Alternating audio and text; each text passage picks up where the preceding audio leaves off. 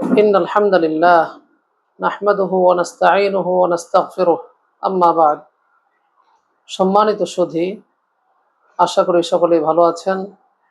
দেশ ও দেশের বাহির থেকে যারাই আজকের প্রোগ্রামটি দেখছেন সকলকেই জানাচ্ছি অন্তঃস্থল থেকে আন্তরিক শুভেচ্ছা ও মোবারকবাদ।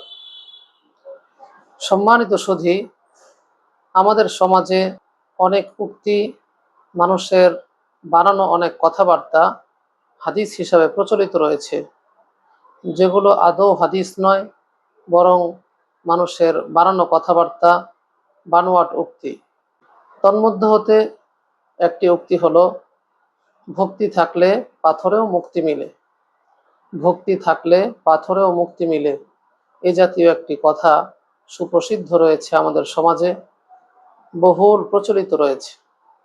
আমাদের সমাজের ওই সমস্ত লোক যারা বেআলেম, মূর্খ, যারা ঝাড়ফুঁক, তাবিজ কবজ, পানি পড়া ইত্যাদি প্রদানে অভ্যস্ত, এ সমস্ত লোক তাদের গ্রাহকদের আস্থা কুড়ানোর জন্য এ সকল সস্তা বলিগুলো আওড়ে থাকেন।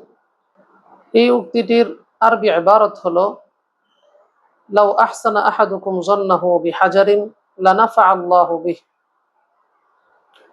তোমাদের কেউ যদি পাথরের প্রতিও সুধারণা রাখে, তাহলে আল্লাহ পাক তাকে সেই পাথরের দ্বারাও তার উপকার সাধন করবেন, তাকে উপকার পৌঁছাবেন। উলামায়ে কেরাম বলেন, এই কথাটি মানুষের বানানো কথা, মানুষের বানোয়াট উক্তি। এটি হাদিস হিসাবে প্রচলিত, মানুষের বানানো জাল হাদিস।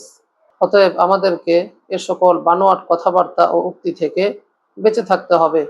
আল্লাহ পাক আমাদের সবাইকে এ ধরনের সমস্ত বানোয়াট ও প্রচলিত জাল হাদিস থেকে বেঁচে থাকার তৌফিক দান করুন।